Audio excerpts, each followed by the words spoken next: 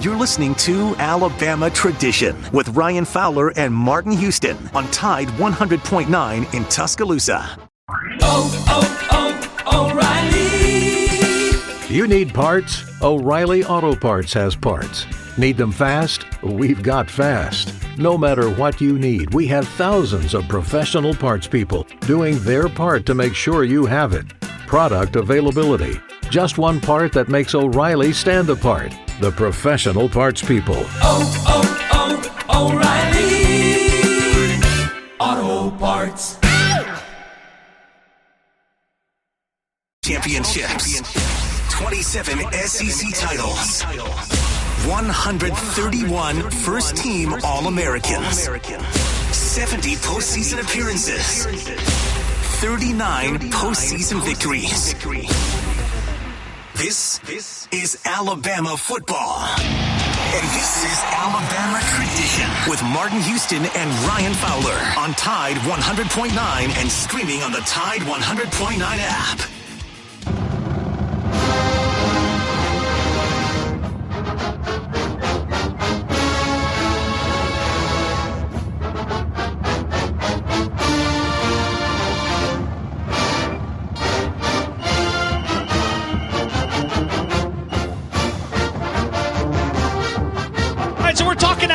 Crimson Tide football. We're going to get a lot of things started. Chris Landry is going to help us recap last week from a scouting perspective. We're going to break down the Alabama guys, talking about the Senior Bowl. We spent a lot of time last week talking about that. Alabama has also added 2 new coaching staffs. Jay Graham has been added to the coaching staff. He will be the special teams coordinator and also going to be coaching tight end. So Jay Graham there, Alabama, Nick Saban announcing that. Quote, we are pleased to be able to add Jay Graham to our staff. Jay is well-respected across the country for his knowledge of the game and his ability to recruit.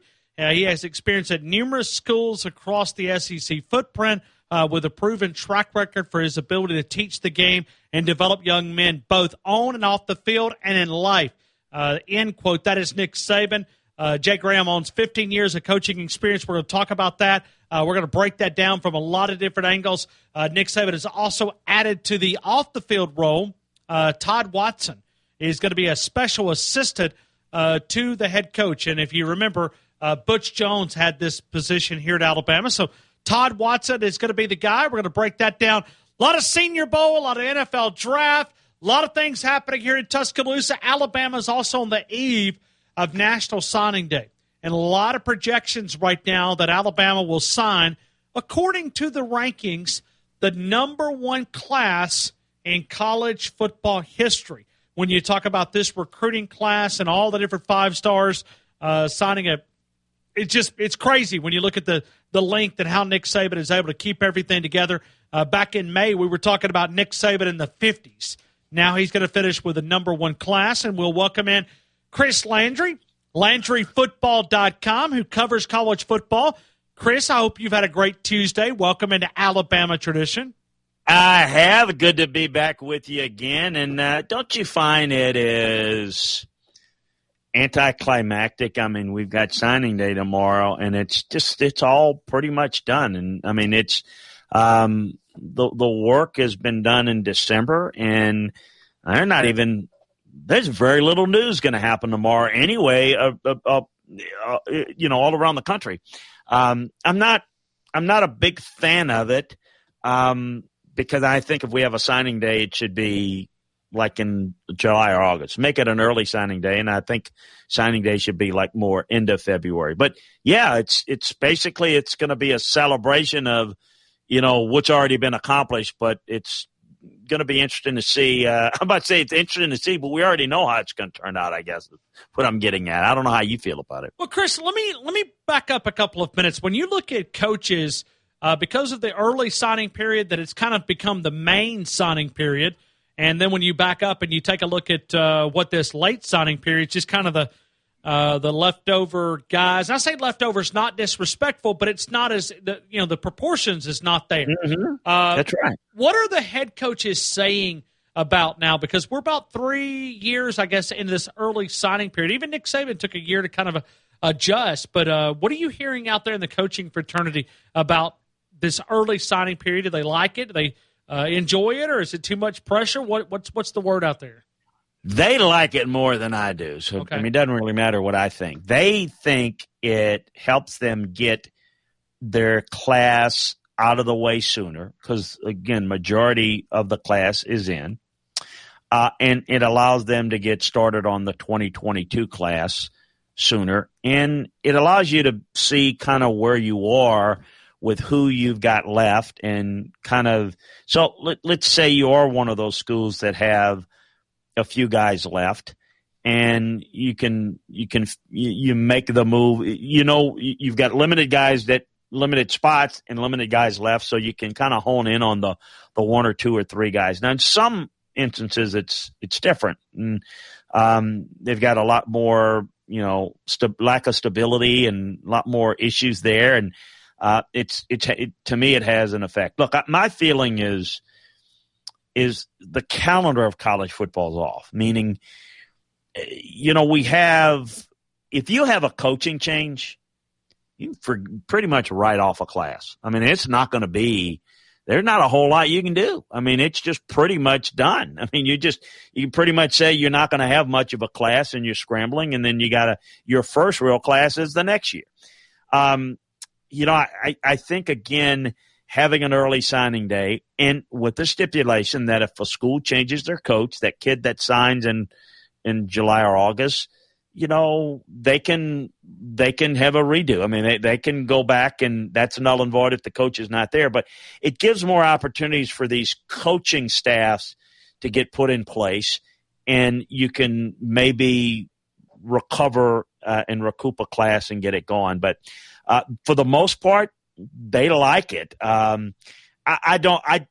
Here's what I think. I think the sport of college football misses the excitement of signing day because right now it's thrown in right prior to Christmas. So people don't pay attention to it. It's right in the middle of bowl season, and people are more concerned about how their team's going to do in a bowl game or particularly if they're in the playoffs. And then you have it, it's done. We talk about it, you talk about it, I talk about it, but the masses don't get into it. I just think that, could you imagine if you had it end of February and it was, a lot of big names and a culmination of that? That would be huge in terms of being able to make the news cycle of college football bigger. The other thing that's changed it is you're going to have guys that, even the ones that haven't signed, you're going to have schools that want to keep a few slots open for college free agents, which is the transfer portal. So the whole game has changed quite a bit different than it used to be. Well, and you meant the conversation right there. You talked about the it would help with a news cycle. NFL, I think, does a good job of making that news cycle stretch out and stay at the spotlight. Maybe that's one of the reasons that they master it, keeping absolutely. And so maybe when you look at college football, it kind of overlapped. But then I wonder if it was not purposely done because a lot of the basketball people get jealous of football. There's a division there, even though that sure. it's not bitterness or hatred. It's just they want basketball attention to be basketball season. So you almost wonder if maybe the NCAA tried to do that to maybe eliminate some of the attention that football was getting on National Signing Day and move it to early signing period. And I also think it was done for parity as well. I think the coaches like it because they get to put the large part of recruiting done before Christmas. That's what I keep hearing. We like it. We get to put that to bed, and okay. I mean, that's fine. So, I mean, look, I don't think it's the ideal situation. Look, I mean, on the basketball part, I'm with you. I don't know why we don't push college basketball should start. College basketball should be a second semester sport. It should be in January. You start it in January, and then I know it's March Madness, but why not have it April Madness? Why not finish in the 1st of May? And then, basically everything back on. I mean, ridiculous playing games in November and December. You're going to lose ground, and no one's really that interested. I think December in college football should be more about – I'm a believer that we should have bowl games, and then we pick the 4 playoff teams after the bowl game. So I think December should be all college football all the time. It should be exciting. And then college basketball should start in January.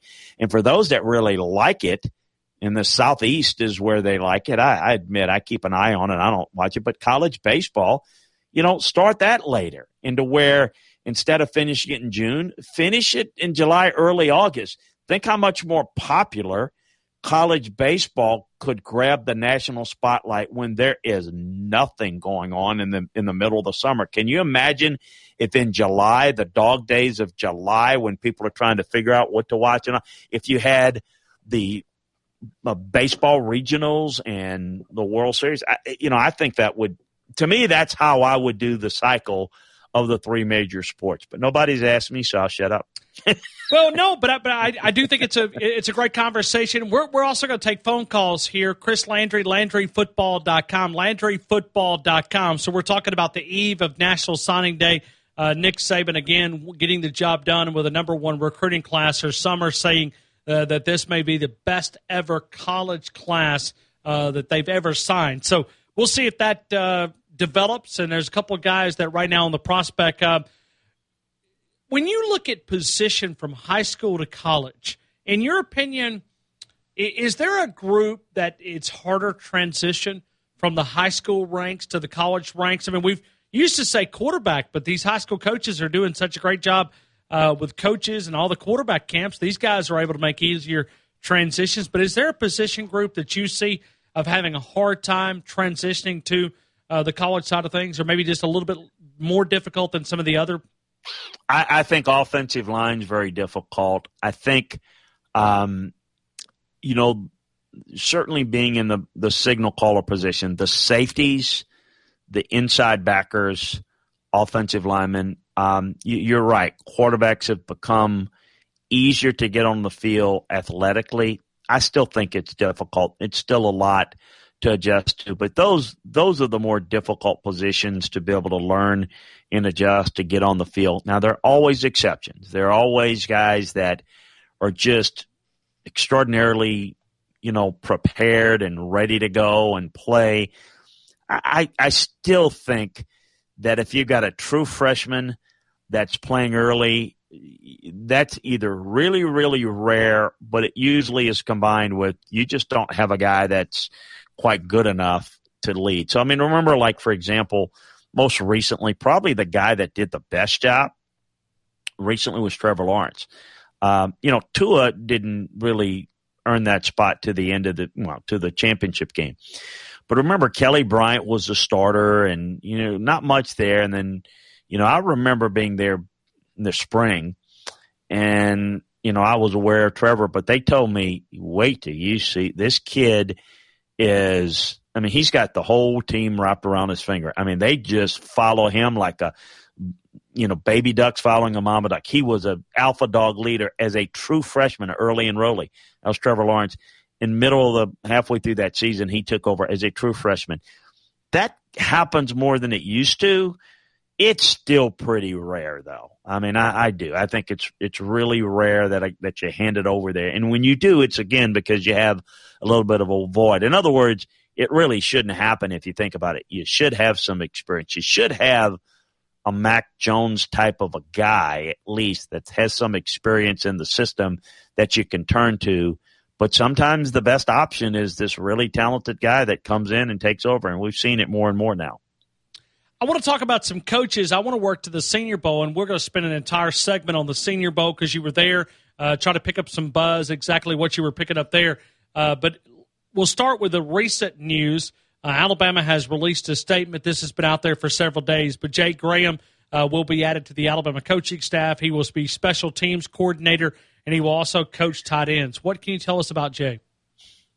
Jay's a great recruiter. Tight end coach and your running back coach must be great recruiters. It is on the critical factor list that ranks ahead of on-field coaching at those positions. I mean, you have to have killer recruiters. If they're not killing it on the road there, you're in trouble. And that's what Jay is. That's what Robert Gillespie is.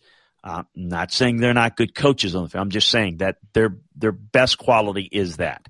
I think, really, really great hire for that reason, and has got experience and certainly experience coaching and playing that position. But remember, too, you're not going to be, coordinating the running game, but certainly someone that I'm not saying that's the case here, but if your guy is not a great on-the-field teacher at that position, you can cover that up, but you've got to be a great recruiter, and that's what they got in Jay, and I think and Gillespie too, sure, at the running back coach. Well, and Nick Saban, I guess, has now finalized the offensive side of the football. Let me go to the defensive side, because there's been a lot of buzz about Carl Scott possibly being one of the leading candidates to join Mike Locksley up in Maryland. That is a big-time recruiter that has helped Alabama get some great guys. When you look at Carl Scott, they've already lost some other elite recruiters. It would hurt if Alabama loses Carl Scott. There's no question about it. I have kind of heard and sensed from there that they expect and are expecting the possibility of a couple of defensive changes on the staff, meaning maybe some people moving out or them kind of shifting out and shifting some people in. And this is at Alabama that you're talking about? Yes, correct. So I think that we will let's just stand by and see if that works out, if he gets that job, and some of the other things that I think are in play to add to the defensive staff. So I don't think they're complete on the defensive side, because I think there'll be some movement potentially. Oh, wow. What a tease, Chris. What a tease here. Okay. Yeah, no, I think there's some things that are still going to happen. I don't know that it's going to be major, but I think it depends upon maybe somebody maybe getting a job here or there, and then adding some sweeteners to the staff, maybe adding some experience to the staff. And it may just end up being more in an analyst role, but there's still a possibility that it could happen. Even an outside possibility that the coordinator position might be, at least there's a plan if they decide to make a move there. And that move will only be if the current defense coordinator, who I think is a little bit better than maybe a lot of Alabama fans think, ends up with another opportunity. All those things are in play on the defensive side. We're just going to have to let it play out. That's Chris Landry, LandryFootball.com. Chris, I want to come back and spend an entire segment talking about the Senior Bowl, maybe some observations, some buzz. We'll talk about Mac Jones getting a lot of attention down in Mobile. That is LandryFootball.com is the website. It's podcast. It's the TV side, the channels and the YouTube and everything he connects. We'll talk about that. But it's LandryFootball.com. We will take phone calls if you want to jump in at 205-342-9904, 205-342-9904. Chris has been a scout. He's been a coach. He's been an administrator and has worked with the likes of Nick Saban and Bill Belichick and can help us answer some questions as we continue. I know I've got a lot of questions around the Senior Bowl. This is Alabama tradition, the past, present, and future of the Alabama Crimson Tide. Partidazo, hat-trick en la final, goleaste una y otra vez. ¿Cómo te sientes? Como obtener un nuevo iPhone una y otra vez. Acabo de conseguir hoy el nuevo iPhone 16 Pro. ¿Cómo? Sí, y con AT&T Next Up Anytime puedo hacer un upgrade antes de tiempo cada año. Increíble. Siéntete como un MVP otra vez. Descubre cómo obtener el nuevo iPhone 16 Pro por cuenta nuestra y el último iPhone cada año con Next Up Anytime. AT&T, conectarlo cambia todo. Sujeto a cambios. Aplican cargos, términos y restricciones. La oferta de $0 puede no estar disponible en futuros iPhones. La función Next Up Anytime puede descontinuarse en cualquier momento. Visita tt.com/iPhone para más detalles. Big Mike's Steakhouse in downtown Moundville. Wednesday through Saturday from 4 until 10. Great appetizers like the crab cakes, the Wickle fried pickles, the homemade fried mushrooms, the Chuck Wagon cheese fries. You'll find great salads like the Wildcat shrimp salad, the chicken Cobb salad. But listen, they are known for the great steaks, and they do dominate that. Whether it is the ribeye, the Highway 69 strip, the filet available there, you add the good stuff, right? Steak smothered topped with that caramelized onion, and sauteed mushrooms. Add more about seafood, the Big Mike's entrees like the teriyaki chicken, and so much more. Our friends at Big Mike's, awarded as one of the great steaks in the wonderful state of Alabama. Big Mike's in downtown Moundville and throughout the great state of Alabama. Big Mike's Steakhouse. You are listening to Alabama Tradition with Martin Houston and Ryan Fowler. Your connection to Tuscaloosa and the University of Alabama athletics on Tide 100.9 and streaming on the Tide 100.9 app. You got to know when to hold up, know when to fold up, know when to walk away, and know when to run. You never count your money. When you're sitting at the table, there'll be time enough for counting when the dealing's done.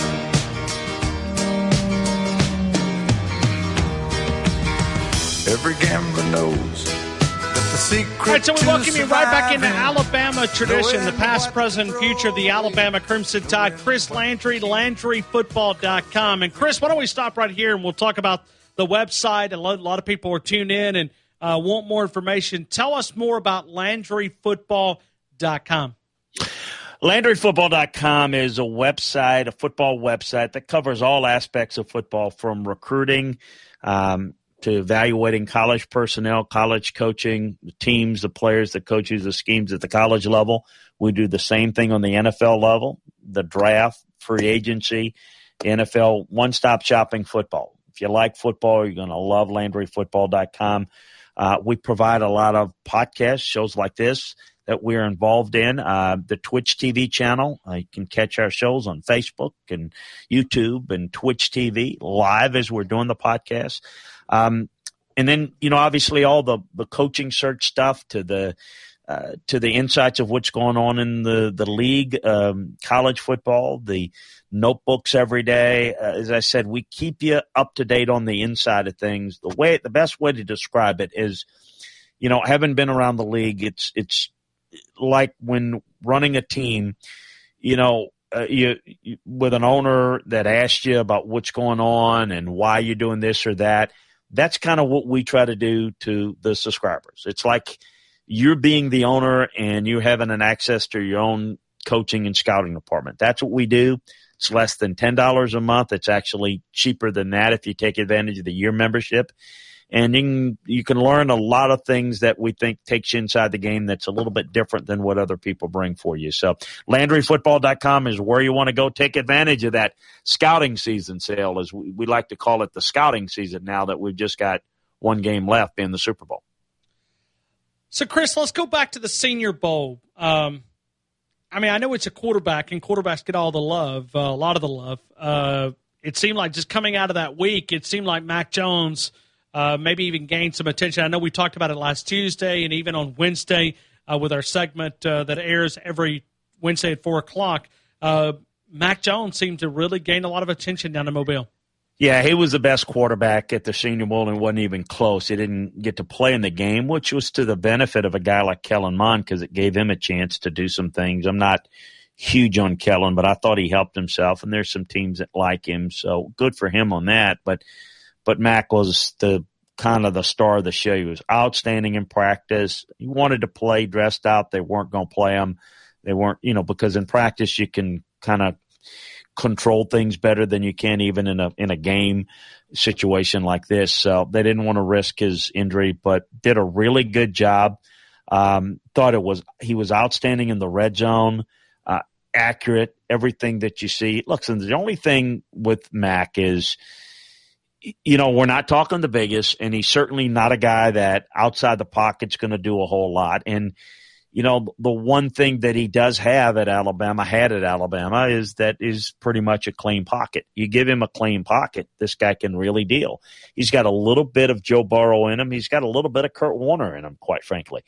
But, off-platform throws in today's movement game, that's not going to be his strength. And if they go to a bad team and they don't protect very well, he'll struggle some, like most quarterbacks do, pocket guys do. But I think this guy could play and be really successful in this league. I know this is what people want, so I'll just answer it and just say I don't know where. You can call me there. Where is he going to get drafted? Don't know. Okay, but I will say this. There'll be some good quarterbacks. Obviously, Trevor Lawrence going high. Zach Wilson will go high. Justin Fields will go pretty high. I do know this. I don't know that this is the pick I would make if I were them, but the Panthers are picking at 8. That would be the earliest Mac Jones could possibly go. I don't see him going that early, but Carolina was there all week. You can't be around Mac Jones and not fall in love with this guy. He's like the most polite. If you want to draw a picture-perfect guy that you want leading your organization, just the most humble, down-to-earth, just peach of a guy, that's Mac. And so all the things in the classroom setting and everything, I think he was big hits. So we'll see. Carolina had a first-hand look. They need a quarterback, and that would be the highest I could see him going at 8. And I'm not saying Landry's not saying he's going at 8 to Carolina. I'm just saying I think that's the highest. But I think he'll go in the first round, even with a high second-round grade on some people's boards. That's still going to put him somewhere in the mid to late first round. And this is kind of a follow-up to what we talked about last week. There seems to be a lot of talk around Devontae Smith's weight. At what point would you be concerned? Like, let's say that you saw Devontae Smith weigh in at Pro Day, and I don't know, he's 165, 170. At what point is there a cutoff at the bottom end that you really become concerned as an NFL scout? Well, I go the other way. Okay. I mean, if he lines up and he's 188, I'm thinking, well, good Lord, what's the name of the donut shop you've been, Sure. hitting over that? Because, I mean, that's that. Look, he's, as I mentioned last week, he's not going to get just that much bigger. You have to like him or not based upon what he is. Yes, as his body continues to grow, he can get a little bit bigger, develop a little bit more.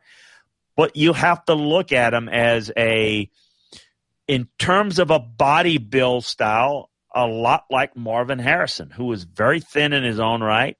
Look, I at the combine, and I weighed Marvin at Syracuse coming out, and it was 168, 172 pounds, so he was in that range. That's Devontae. In a few more pounds here or there, put on naturally, positively, without losing any speed or quickness, that'll come. It doesn't have to come right now. I think from a perception standpoint, it's going to be talked about. Look, he'll go high. I don't know how high. I can't assure people that he's going to go and play with Tua at the third pick. I really don't know. I think there's some people are going to say, I'm not taking a receiver that high, particularly a smaller receiver. I need a quarterback. I need a tackle. There'll be other guys with similar grades, and people may do something different. But yet, I still don't expect this guy to be around very long. I still think he'll go relatively high, and I think he'll be an outstanding player. And I think some of the comps that I have for him are valid, and I think he'll be a really good player, no doubt about it. But it's a different game, and remember that when you're evaluating a player, it's not the production that the player has at the college level. It's how the skill set translates from the college to the pro game. Is what it's all about. And the production level is affected somewhat by the skill set and the athletic traits, but it doesn't always translate. I think Devontae will be successful in the league. I think he's going to be a better slot, but he has position versatility to play on the outside. I think he's a Z or a slot, and I think that's what he'll be. And I think he'll be very difficult to defend. Look, you're going to be watching a game Sunday. I'm assuming everybody's going to be watching it Sunday. You don't have big guys. Tyreek Hill and Sammy Watkins and McCall Hardeman are not big guys. Now, those guys are speed merchants that are at a different level speed-wise than Devontae. Devontae's going to be fine. He's going to go high, and he's going to be very productive. I just can't tell you exactly where he's going yet because I don't know. When you look at Alex Leatherwood, what do you see at his next position? I think there was some some buzz coming out of there. Maybe he struggled in some areas but excelled in others. Where do you see Alex Leatherwood stop at the next level? Where do you think you'll end up at? Well, I mean, I think, to me, he looks like a Pittsburgh Steelers offensive lineman. And I'm not saying that's who they're going to take it. By the way, they are at 24, and that's not a bad spot for him. But I'm not saying it for that. But he's a really good fit for him. He's in the mold of a Villanueva guy that they've had that they're going to lose him. He's a physical guy that comes off the ball, power blocker. That's his strength. I think he's a better right tackle fit, but can play left tackle. Very important, because with 7 offensive linemen that you dress each and every week, you got to have the ability to say, oh, okay, right side, go to the left side. Not easy to do, and it's the toughest at the tackle position because you're facing different type alignments, but I don't think people realize how difficult it is to line up a left-handed stance or a right-handed stance. Very, very difficult to do. But I think he's capable of doing it, and I think can be very effective. And that's kind of how I see him. And I think he's I think he's a first-round guy, and I think he's probably a later first-round guy.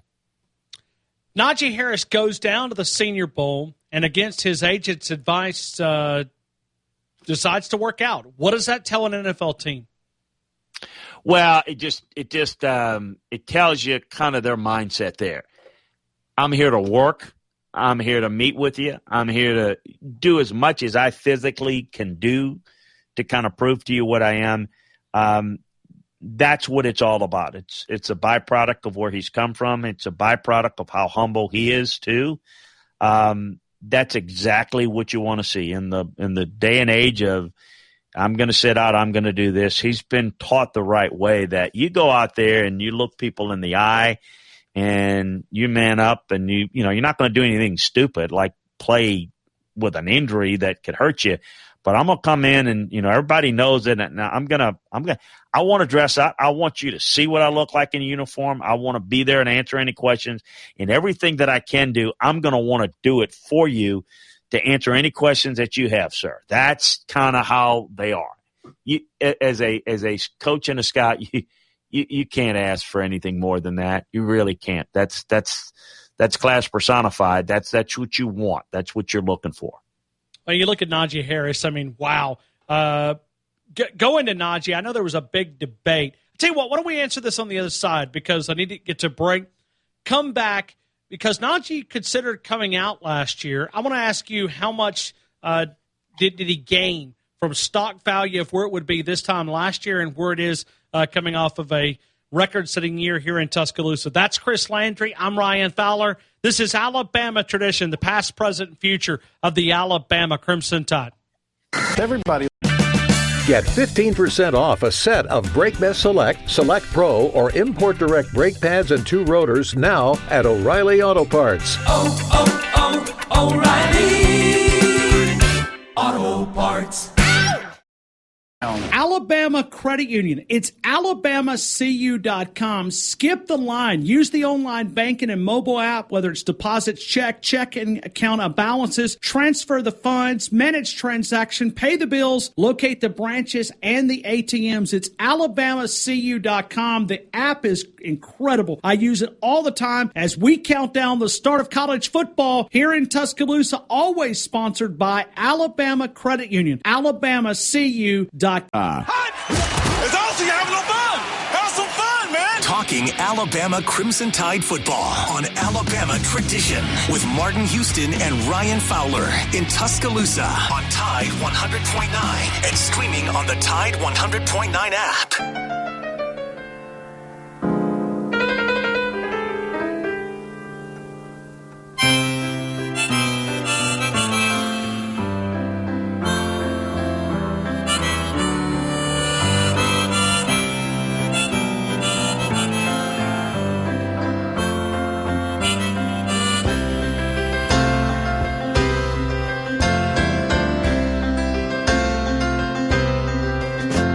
It's 9 o'clock on a Saturday. The regular crowd shuffles in. There's an old man sitting next to me, making love to his tonic and gin.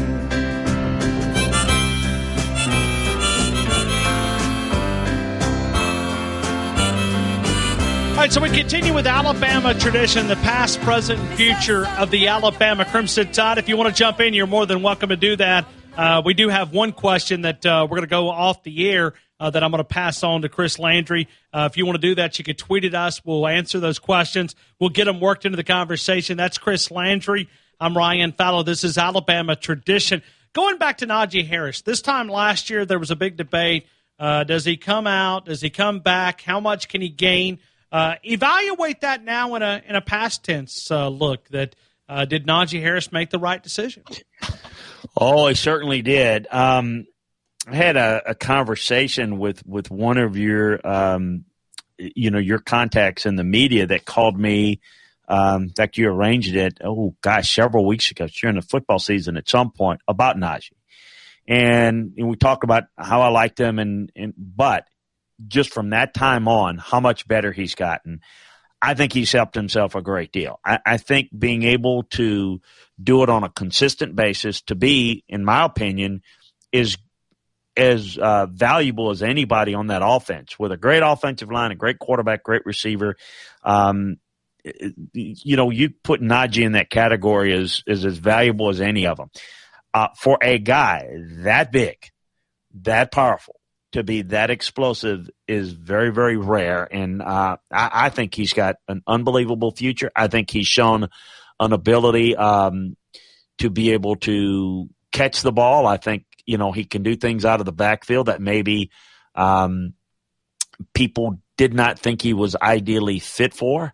I think he's really good. He's tall, athletic frame, smooth, fluid runner. No question that he's got is, to me, I think he showed in a different level explosiveness than people didn't think he had. Look, I mean, he's not going to be a guy that runs like a 200-pound guy. It's a different body frame, but this guy is just plenty explosive. I think a feature back, and I think he's the best back in the draft. I think he's better than Travis Etienne. Some people in the league will like the versatility of Travis Etienne, and I get that if you're looking for that type of back. But if you're looking at a feature back, this guy's it. I absolutely would consider taking him, and I think he could also end up in the first round. We also don't hear a lot of things about Patrick Surtain, at least from defensive play. It's all about the offense now, right? I mean, it's the offensive world that we live in. But Patrick Surtain, obviously one of the top corners, if not the top corner. Where do you see Patrick Surtain in the NFL draft coming out of some of the activities? You may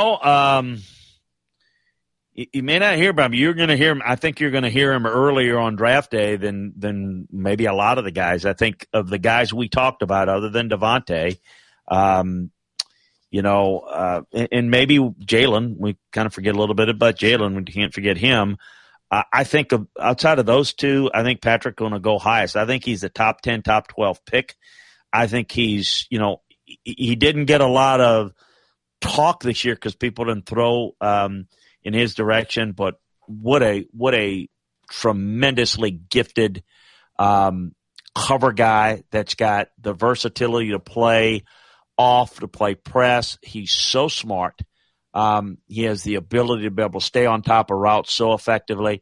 I think he's one of the better players in this draft, and I think his ability to tackle well, I think his ability to play the ball, stay in phase, I think he's outstanding. I think he's one of the top, dozen or so players in this league, no question about it. We had a question coming from the Twitter side of things. Freddie Roach in year number 1 as defensive line coach. It's the first time coaching that position. Got a lot of production out of the defensive line coach. A lot of people think that Freddie's an up-and-coming star, recruiting side of things. Even when he was playing here, got a great personality.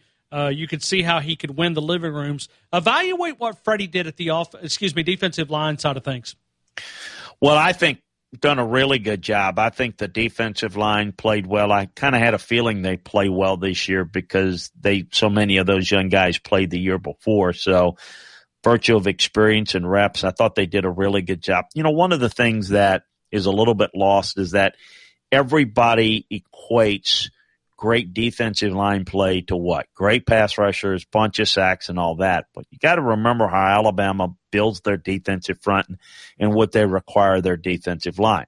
Their defensive line, they build a wall, and certainly they want to get good edge pressure.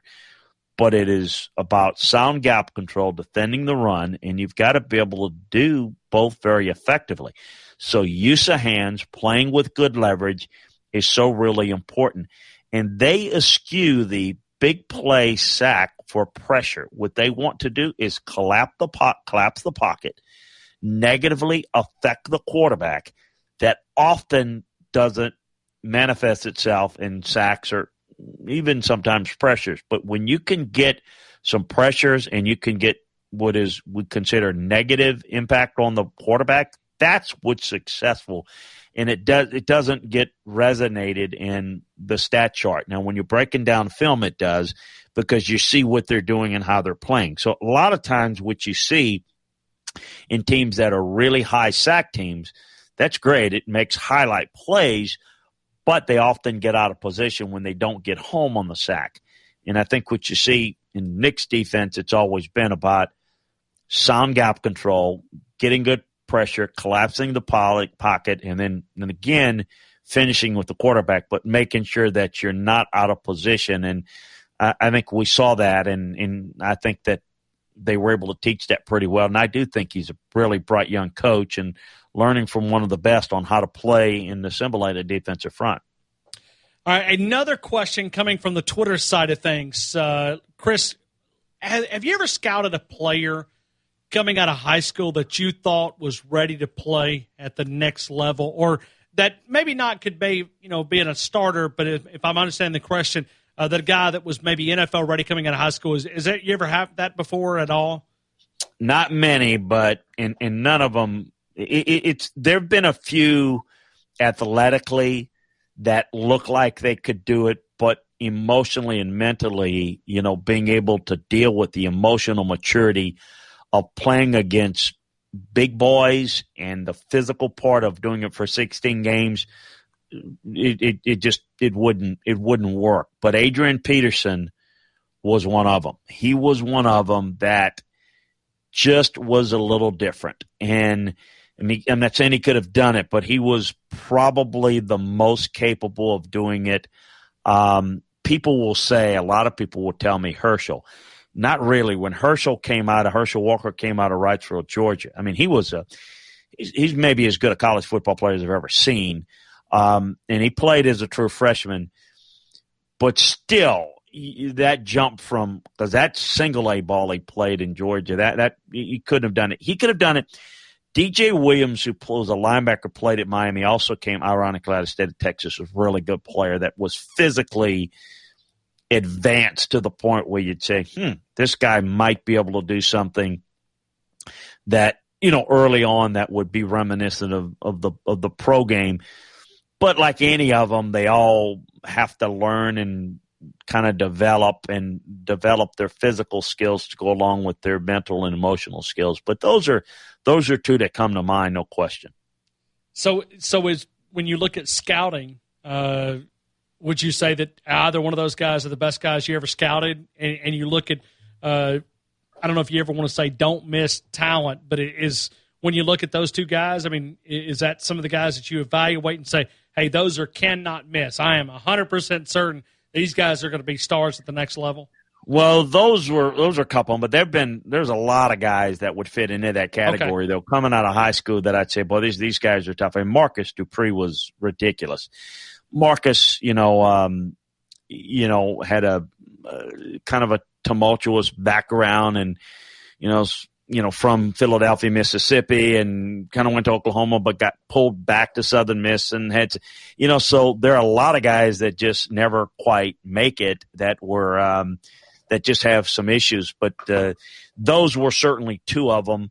But there's a lot of them through the years that you say, boy, these guys are unique. These guys are unusually good and can do things that are just not normal, relatively speaking. So there've been a bunch of those guys that have come down the pike. And so, most of them make it, but the ones that don't, it's usually because of something off the field. And it's not necessarily bad. It's just they maybe don't want it as much. They like the game, but they like it because they're good at it. They don't have the passion for it.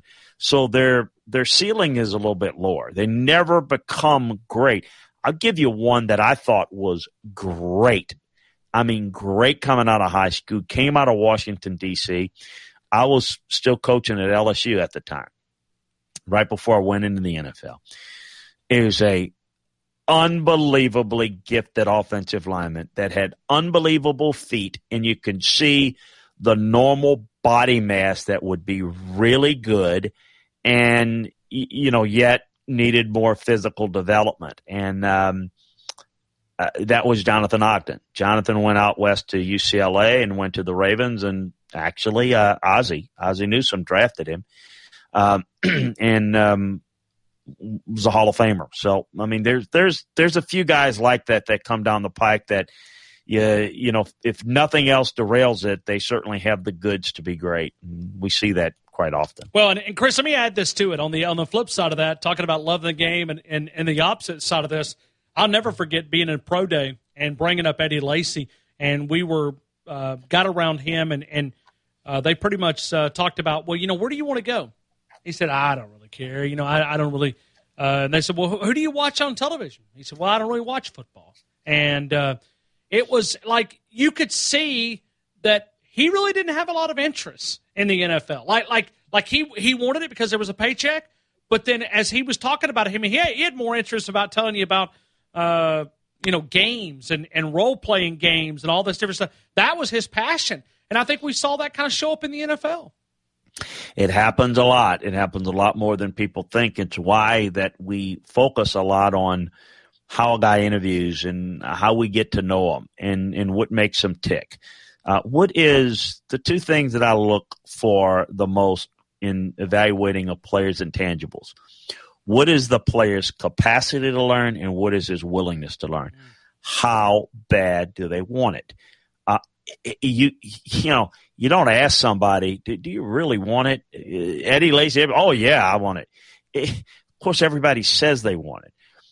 What do their actions say about how bad do they want it? Those are the things. Look, if you're going to be great at something, I don't know that I've ever seen anybody that's great at something that really doesn't like it. Well, I've seen guys be successful, and I see guys with talent, but they're never quite as good. How many guys were the quote-unquote next Michael Jordan? And then, really, and go on and on and on, and none of them ever were, with maybe a couple, some people will look, maybe no one. Well, what made Michael Jordan great? Well, the physical skills were there, but he also had the ability that he every practice was like the end of the world for him. I mean, he wanted to dominate, and it rose the level of his team and his teammates around him. That's what you want. That's what greatness is. We're going to watch a great player, a great career. It's not to the end yet, but with Tom Brady. What makes him great? Physically, he's gotten stronger and better. He is physically stronger throwing the football now than when he came out of Michigan. Why is that? Why does he go through that? Why is he playing at 43 and thinking about playing when he's 45? Well, yes, the certain genes and good luck staying healthy is an important part of it. But look at all the things that he sacrifices to play football. How much it matters to him. That's what greatness is. When you have the physical skills to do all of those things successful, but you have the intangible qualities to be great and the focus. That's the difference. I got to get to break right here. We'll come back. We're going to take one phone call, and we'll wrap up the loose ends. Alabama tradition. That's Chris Landry. I'm Ryan Fowler on Tide 100.9. Imagínate escuchar tu canción favorita como si fuera la primera vez. Te presentamos el totalmente nuevo y reimaginado Nissan Kicks con sonido Bose Personal Plus y bocinas en la parte superior de los asientos para crear una experiencia 360. Jamás has escuchado algo así. Reimagina tu música y tu forma de manejar. Descubre el totalmente nuevo y reimaginado Nissan Kicks en nissanusa.com. Función disponible. Bose es una marca registrada de The Bose Corporation. Med Center Urgent Care Family Medicine. No appointment necessary. Online check-in available. When you talk about our great locations, it is Highway 69 South in the Lowe's Shopping Center, Northport on McFarland Boulevard, the North River location, Hoover off of Highway 150, Demopolis, and Fayette. The great doctors that serve our community. Med Center is also excited to offer telehealth. We're offering this service through our Hoover location and the new location off Med Center North River. Our doctors that live in this area and serve our community, the great doctors of Med Center Urgent Care Family Medicine. Remember, the online check-in, very convenient. If you're a little under the weather, you've got an injury, you need to get ready for Saturday, it's Med Center Urgent Care Family Medicine, a huge part of our community here in Tuscaloosa and West Alabama. Imagínate escuchar tu canción favorita como si fuera la primera vez. Te presentamos el totalmente nuevo y reimaginado Nissan Kicks con sonido Bose Personal Plus y bocinas en la parte superior de los asientos para crear una experiencia 360. Jamás has escuchado algo así. Reimagina tu música y tu forma de manejar. Descubre el totalmente nuevo y reimaginado Nissan Kicks en nissanusa.com. Función disponible. Bose es una marca registrada de The Bose Corporation. Lots of sunshine this afternoon. The high today in the upper 40s at 49. Clear tonight, the low at 28. Tomorrow is sunny day, the high 52. Thursday becoming cloudy. Rain moves in here Thursday night, the high Thursday at 60. I'm James Spann on the ABC 3340 Weather Center on Tide 100.9. Imagínate escuchar tu canción favorita como si fuera la primera vez. Te presentamos el totalmente nuevo y reimaginado Nissan Kicks con sonido Bose Personal Plus y bocinas en la parte superior de los asientos para crear una experiencia 360. Jamás has escuchado algo así. Reimagina tu música y tu forma de manejar. Descubre el totalmente nuevo y reimaginado Nissan Kicks en nissanusa.com. Función disponible. Bose es una marca registrada de The Bose Corporation. Holding down this Chiefs offense is so difficult.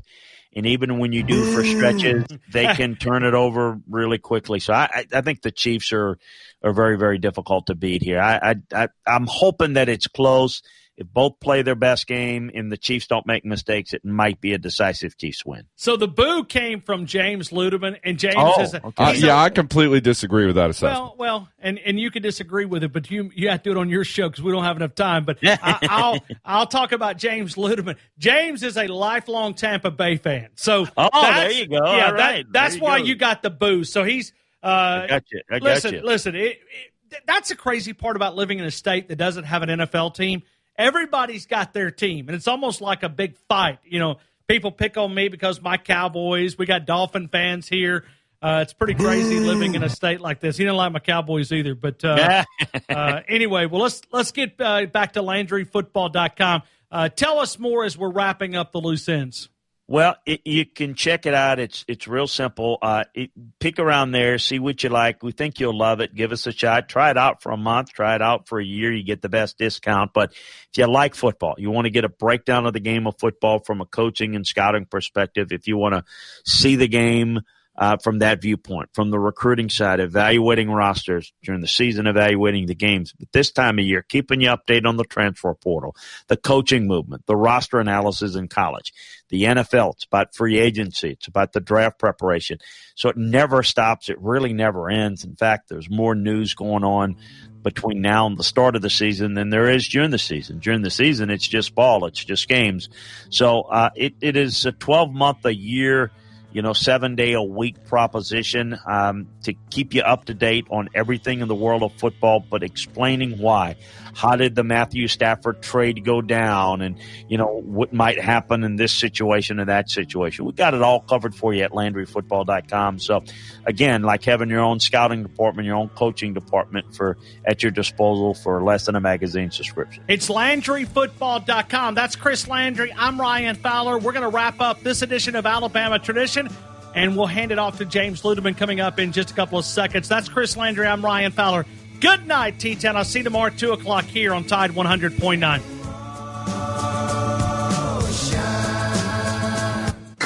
America. We are endowed by our Creator with certain unalienable rights: life, liberty, and the pursuit of happiness. At Grand Canyon University, we believe in equal opportunity, and the American dream starts with purpose. By honoring your career calling, you impact your family, your friends, and your community. The pursuit to serve others is yours. Find your purpose at Grand Canyon University. Private, Christian, affordable. Visit gcu.edu.